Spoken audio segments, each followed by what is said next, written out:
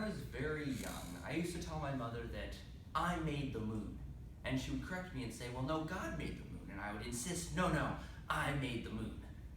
And it's mistaken beliefs like these, and while that one might be a harmless example, there are many mistaken beliefs throughout the history not only of the world, but of Christianity that are extremely important, that are vital to what we believe. And that's really what it comes down to when we're looking at the question I've received today. How would you respond to this quote by Rob Bell? At the center of the Christian tradition since the first church, there have been a number who insist that the history is not tragic, hell is not forever, and love, in the end, wins, and all will be reconciled to God. So we can kind of see there's these three different parts. History is not tragic, hell is not forever, and love, in the end, wins, and all will be reconciled. So let's go ahead and take a look at those three different things. History, hell, and keep the trend, hope. History, hell, and hope. Let's go ahead and take a look first and foremost at history. That idea that history is not tragic. Obviously, this might depend a little bit on your opinion, whether or not it's tragic or how tragic it is, but I think we can pretty clearly see that there are some major problems, some major issues. We take a look at Genesis 1 and 2 and we see a perfect world. God created it. He created mankind in his image, and he said that it was good. And he said that everything was good. Right after he created, his words were always, it is good. So we can see that there was a goodness and a perfection at the very beginning of the world that, well, we obviously don't have. And that's when we get to Genesis 3, where man ultimately makes the decision to go against God, to choose the thing he was told not to do, and move away. And now, because of that, we've created a separation between man and God. And thankfully, Jesus has come to fill that gap, but we can see that history, in that sense, is extremely tragic.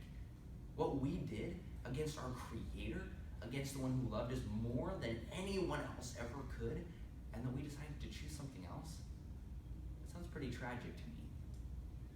And in the end, we can see that, did Jesus come to redeem us? And is that part of history tragic? No, that part of history is amazing. But if we look at the whole, we can really see that history ultimately is a very tragic series of events. But let's go ahead and take a look at hell. Hell is not forever, is the main argument here. So let's take a look at the Bible.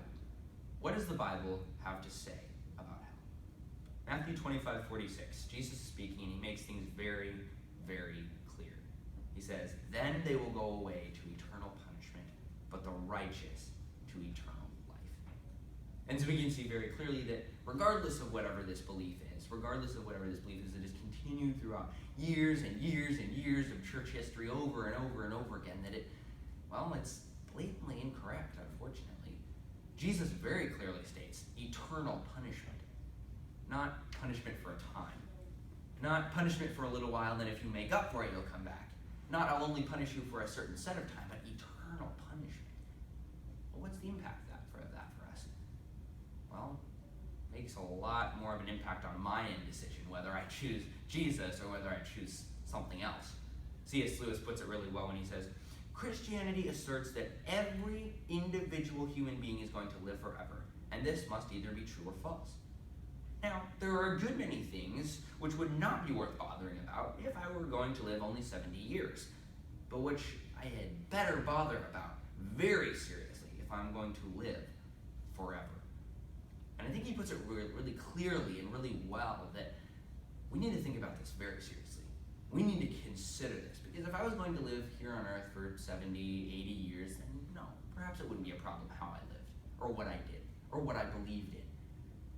But if that's going to have ramifications for eternity, that's a big deal.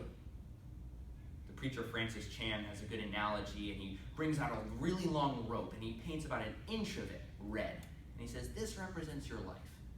And all of that rope, if that were to wind around this entire campus, throughout all of the buildings and everything, that red speck would signify your life.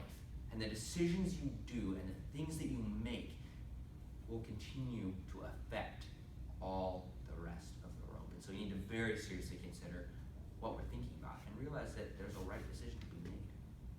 Let's go and look at the third thing, hope. Or kind of what is that idea that love and in the end wins and all will be reconciled to God. And so we kind of talked about this a little bit, that all will be reconciled to God. No, all will have made their decision. Reconciliation is meant for those who accept it. You see, it talks about in Ephesians 2:8 and 9, it is by grace you have been saved through faith, not from yourselves, it is the gift of God.